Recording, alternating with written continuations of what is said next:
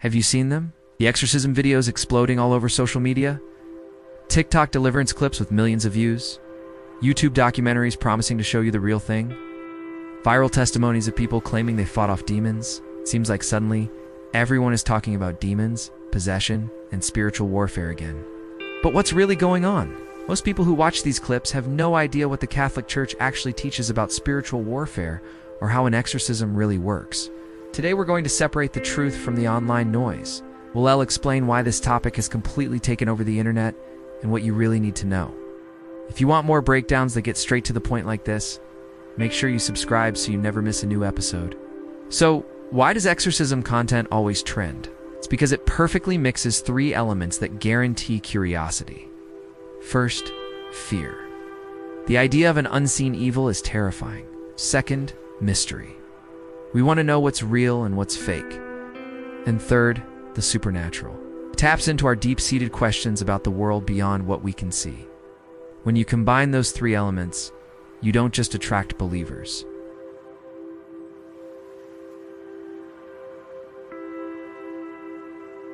People want to know if evil is real. They want to know if the church still deals with demons today. And any content that hits our buttons for fear and curiosity at the same time is almost guaranteed to go viral.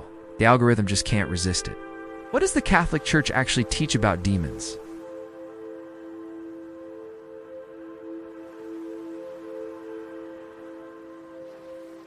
Yes, the Church teaches that evil is real and that demons exist. But it absolutely does not sensationalize them. Instead, the Church approaches the entire subject of spiritual warfare with extreme caution, discipline, and humility.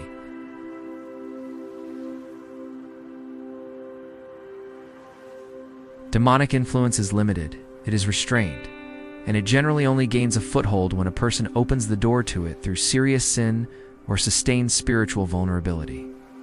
This calm, measured, and cautious approach is the complete opposite of the high drama, screaming-filled content that pulls in millions of views online. So why is this surge happening right now? Why is everyone suddenly obsessed with this topic?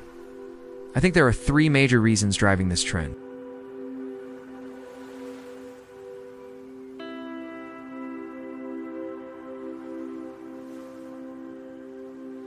They start looking for deeper explanations for the problems they see in the world and in their own lives. Second, there's the raw entertainment value. Let's be honest, whether a deliverance video is real or not, it looks incredibly dramatic. There's screaming, intense reactions, and spiritual confrontations. For a lot of viewers, it's treated less like a religious rite and more like a real-life horror movie.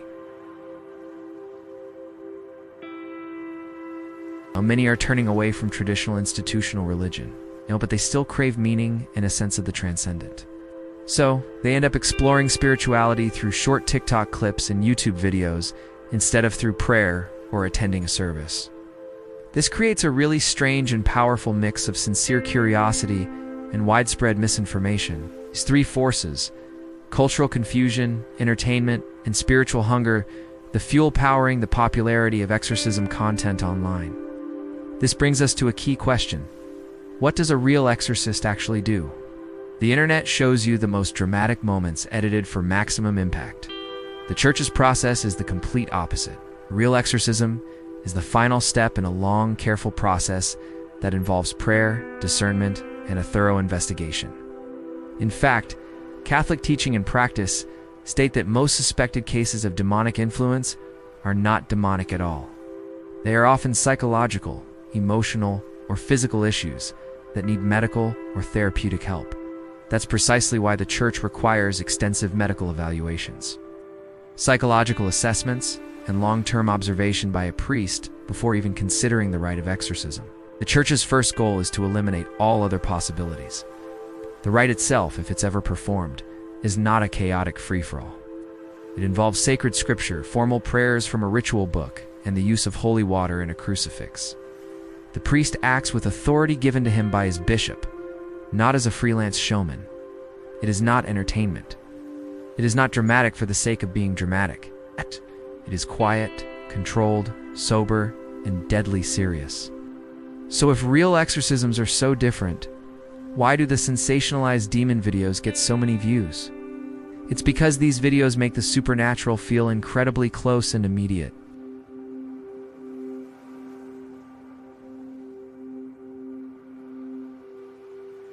They appeal to our deepest sense of fear, our burning curiosity, and our fascination with the unknown, all at the same time.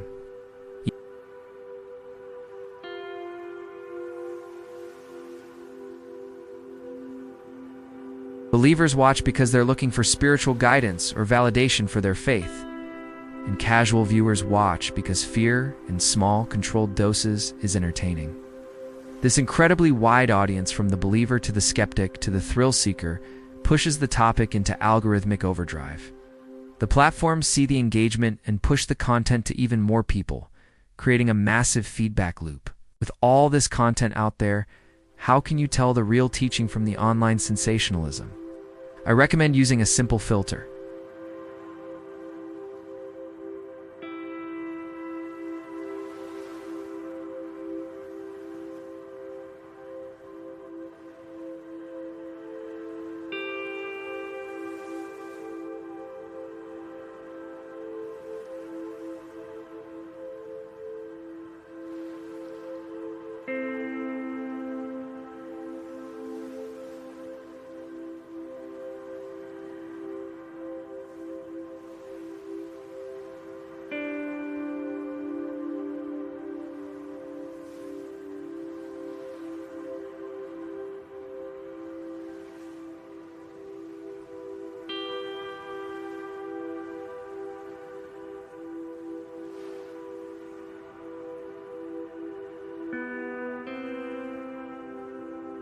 But the wisdom of the Church shows us that the best way to approach these profound questions is with caution and faith, not with chaos and fear. The real spiritual battle isn't about dramatic confrontations for an online audience. It's about the quiet, daily struggle to choose good over evil in our own hearts. If you appreciate clear explanations like this, please subscribe and hit the notification bell. And let me know in the comments what topic we should break down next. Thanks for watching.